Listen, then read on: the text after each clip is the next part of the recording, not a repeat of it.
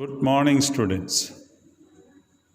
Today we are going to discuss why new laws are needed to curb the atrocities against the marginalized sections of the society. First, we will see a news clip that has come in NDTV.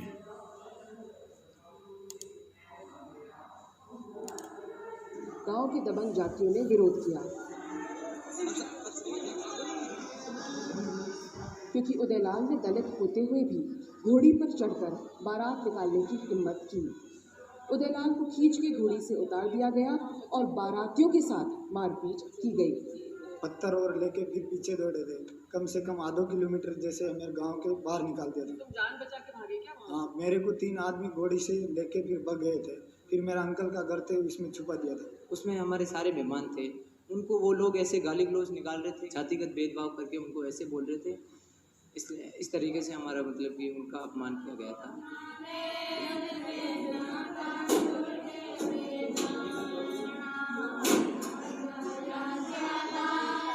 Udaylal को अपनी घोड़ी से उतार के लोगों ने मजबूर किया कि वो भाग के छुप कर अपनी जान बचाए। लेकिन ये सिर्फ अपने आप में एक अकेली घटना नहीं है।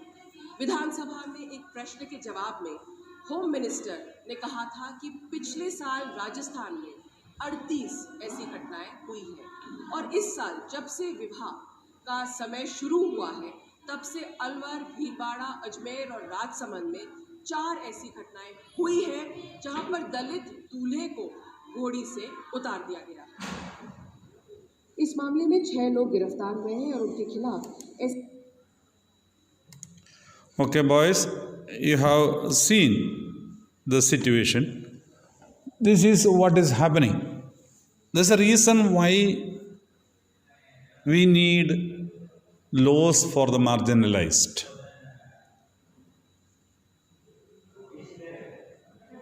The government makes the laws to protect the minorities from the marginalization and exploitation.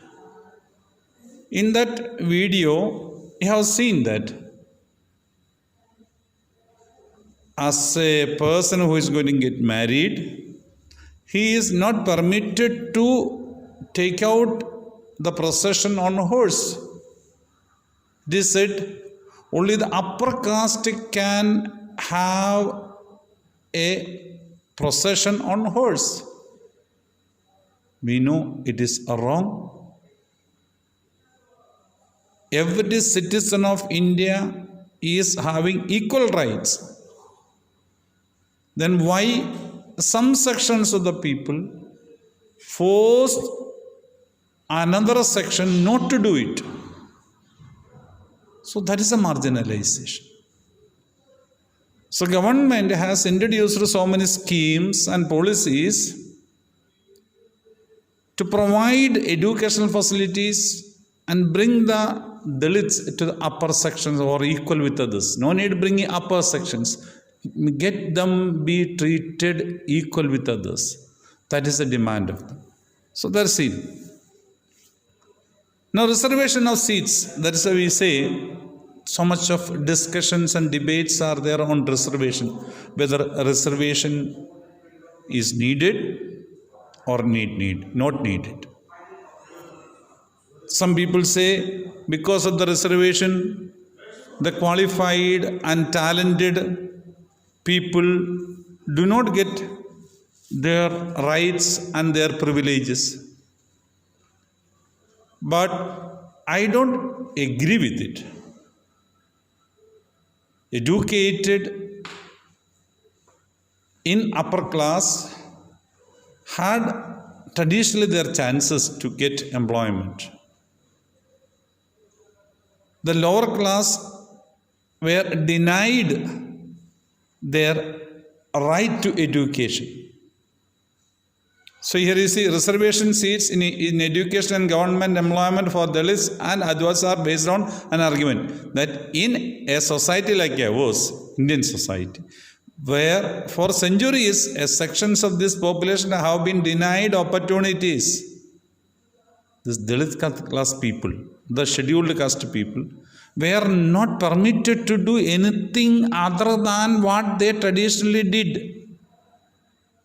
What their parents do the service to others, clean. They were not permitted to think anything other than that. They were not permitted to stand up properly anywhere. They have to bend themselves in front of the upper class every time when they stand and cover their face when they talk. So that was situations.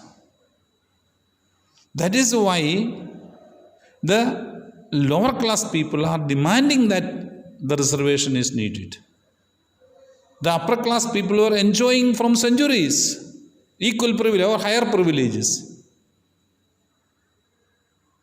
They are not asking, they want more, but they want themselves to be coming up equal to others. Then the reservation can be abolished. That is why the reservation plan was only for 10 years, 1950 to 1960.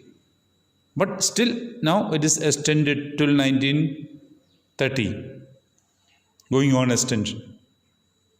The constitutional amendments are needed to extend, and still the extension is taking place because the scheduled caste people or Dalits are not brought up to the level what was expected by the members of the society or the constitutional makers.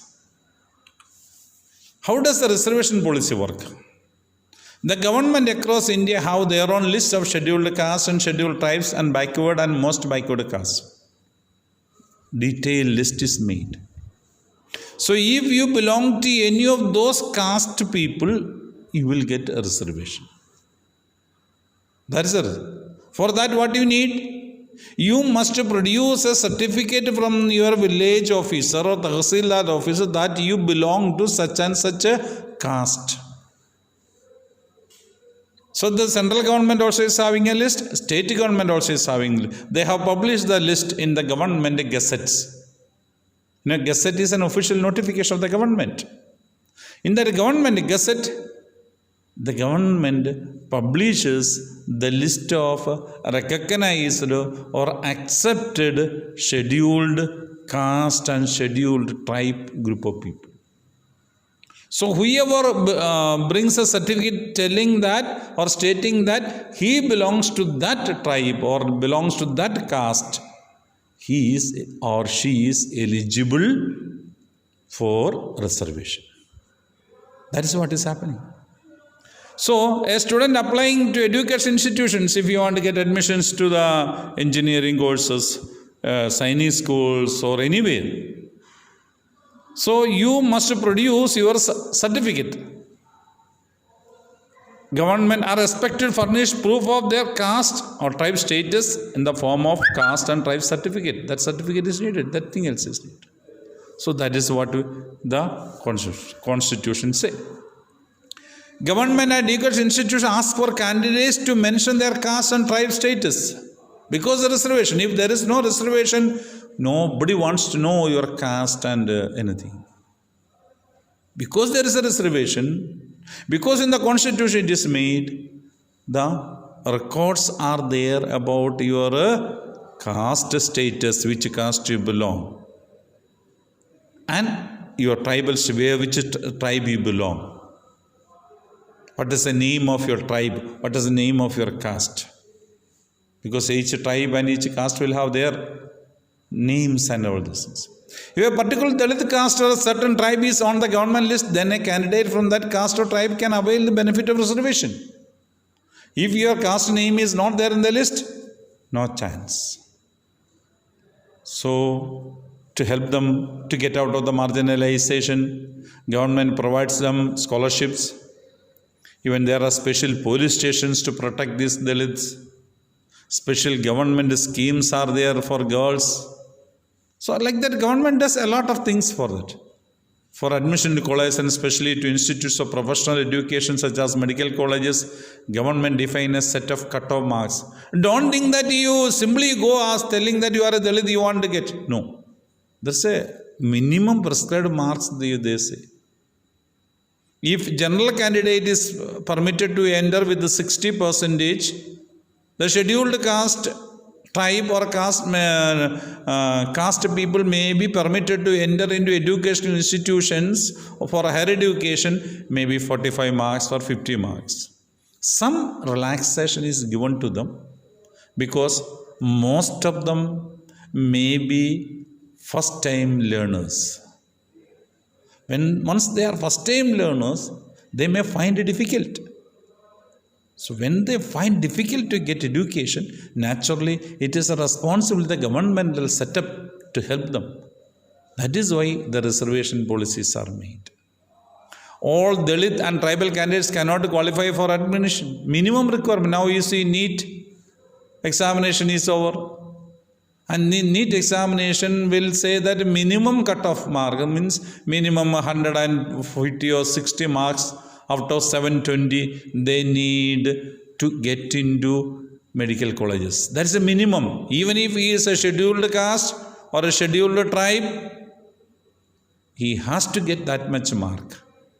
Minimum it is needed. Below that, no chance of entry. Because a minimum prescribed qualification is needed for a person to get into medical colleges or dental colleges. So all are told, you have a qualification minimum of this. Okay. Means if you wanted to run a 100-meter race, in the competitions, when selection procedure for defense, they say, within 16 seconds, you must complete 100 meters. Some may complete, Usain Bolt may complete the race within 9 seconds. So 9 seconds, all are not able to complete the race. So what you should do, within 16 seconds, you must be able to complete. So all those who come into that category of 16 seconds they complete, they are eligible to get selected into defense. But there are other things also, not only that. So like that. So if you have got a minimum that, then other things also they will check up. Your academic performance, all those, that is a different thing. Okay, so that's a minimum is needed. So that is the cutoff mark. It is known as cutoff mark. The cutoff point. They must get more than the cutoff. Now we will see, this is a picture of Kabir. We are going to see about the writings of Kabir.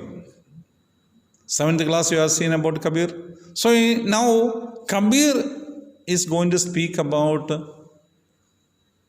the problems faced by the scheduled caste people. They were considered untouchable. He was a poet of Bhakti tradition. Means you pray to God. There is no necessary for a priest to pray to God. It is not necessary that a priest presses the button only, the signal will go to heaven. Anybody can pray to God. So that is what this part it is. Let us see what does Kabir Das speak. You may have read of Kabir. Kabir was 15th century poet and weaver who also belonged to the Bhakti tradition. I already have explained to you. Kabir's poetry spoke about his love for the Supreme Being, that's God, free or ritual and praise. He was unhappy with the rituals. Means when you go to pray, you must do like this. If you go to church, you must raise your hand and all actions. Then for a marriage, you must carry the light and go around the fire. So those kind of activities are called rituals. 2 times bend, or in the Muslim prayers, they bend their head. This kind of activities are called rituals. So he was not happy with that kind of ritual. And he tells there is no need of any priest. Prayer can be done directly to God. It's your feeling. He also expresses, his poems expresses his sharp and pointed criticisms of those who so as powerful, who are rich and powerful. They can do whatever they like, others cannot do. So that kind of thinkings were criticized by Kabir. Kabir attacked those who attempted to define individuals on the basis of their religious and caste identities. So we should not differentiate any human beings based on their caste or color or religion.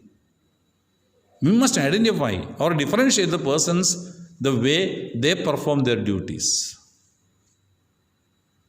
If he performs his duties or her duties properly, that person should be respected. Whoever be. Let it be any sweeper to the President of India. Let them perform the assigned duties properly. That is the most important.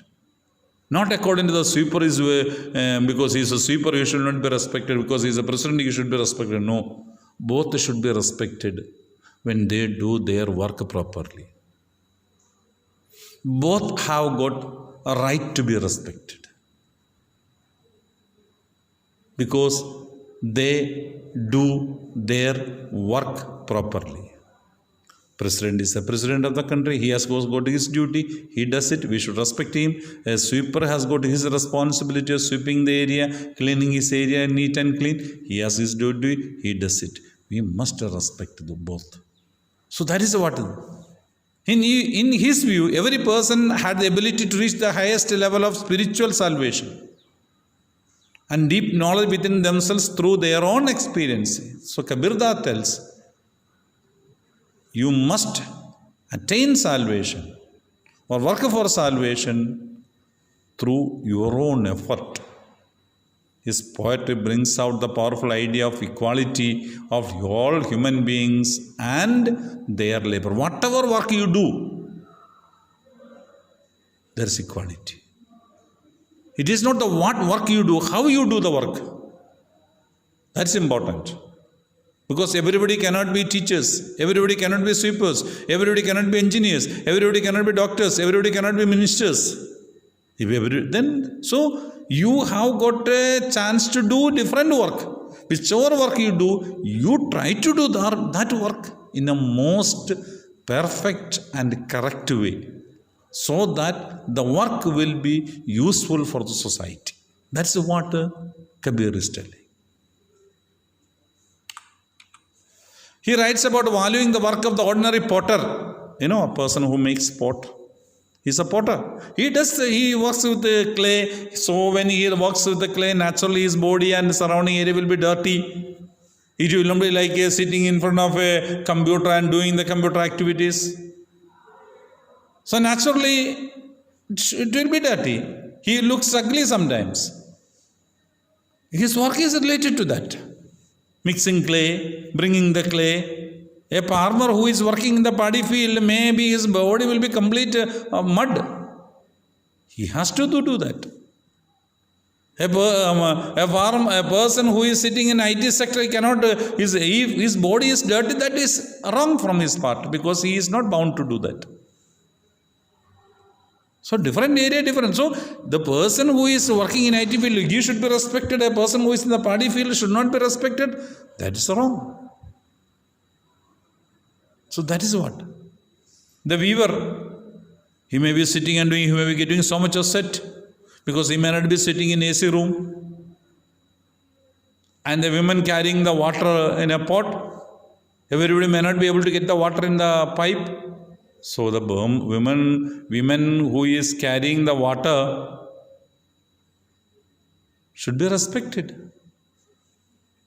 His direct, courageous challenge inspired many even today's. Kabir's poetry is sung and appreciated by Dalits, marginalized groups and those critical of social hierarchies. So they appreciate, sing. So that is what Kabirdas poems. Okay, thank you very much. Let us meet the new rules and regulations next day.